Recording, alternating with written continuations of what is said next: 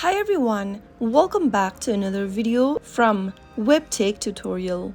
In today's episode, I'm gonna be showing you how to find wallet address on Bitcoin wallet application. So without wasting much of our time, let's dive into the video. First of all, launch open bitcoin.com application from your app drawer. Make sure that you are signed into your bitcoin.com wallet app. Soon after you're signed in, go ahead and tap on the receive button at the top and select one of the assets you would like to find the wallet address for. You can select any one from the list or enter the asset's name in the text box at the top. Once you go ahead and search for the specific asset, give it a tap from the list and you will now be able to see your wallet address displayed along with your QR code. Now, you can send this wallet address to anyone that you would want to receive the specific asset from. Also, anyone can scan the QR code displayed on the screen and send you Bitcoin or any other coin that you've selected. You can also directly share the